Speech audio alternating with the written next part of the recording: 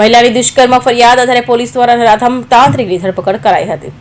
ફરિયાદી મહિલાને તેના ઘરમાં પૈસા આવશે તે લોભામણી વાતોમાં ભોરવાઈ ફસાવ્યા બાદ આરોપી અહેમદ નૂર પઠાણ નામના તાંત્રિક દુષ્કર્મ આચર્યું હતું, જે અંગેની ફરિયાદને આધારે પોલીસે આરોપી તાંત્રિકને ઝડપી લઈ જેલના સળિયા પાછળ ઢકેલી દીધો હતો।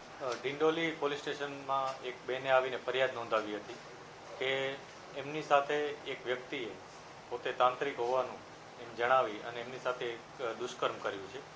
આ બાબતે વધુ પૂછતાછમાં પોલીસને જાણવા મળેલ કે એ બેન પોતાની પડોશીને ત્યાં ગયા હતા અને એમણે કીધું હતું કે એમના પતિનો જે ધંધો છે સરખી રીતના ચાલતો નથી, તેથી એ ધંધામાં પ્રગતિ થાય એ માટે કંઈક મદદ કરવા માટે જણાવ્યું હતું।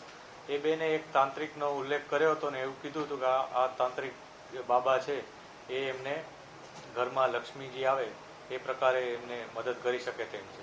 આ વસ્તુના વાતમાં આવી જઈ આ બેને એ તાંત્રિકનો સંપર્ક કર્યો હતો અને તાંત્રિકે એમને અલગ એક રૂમમાં બોલાવ્યા હતા અને એવું જણાવ્યું હતું કે જો એ બેન સાથે મતલબ આ બંધ રૂમમાં જ આ વિધિ કરવાની છે અને આ વિધિ કર્યા બાદ એમના હાથમાં જે લક્ષ્મી છે એ ખૂબ જ વધી જશે અને એમના ઘરે લક્ષ્મીના દ્વાર ખુલી જશે।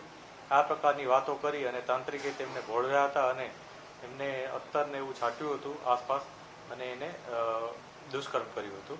ત્યારબાદ તેમણે પોલીસ સ્ટેશન આવીને આ અંગે ફરિયાદ નોંધાવી હતી। પોલીસે ખૂબ જ ટૂંકા ગાળામાં આરોપીની ધરપકડ કરેલ છે। આરોપીનું નામ અહેમદ નૂર પઠાણ છે અને એ અત્યારે 56 વર્ષનો છે અને લિંબાયતનો રહેવાસી છે।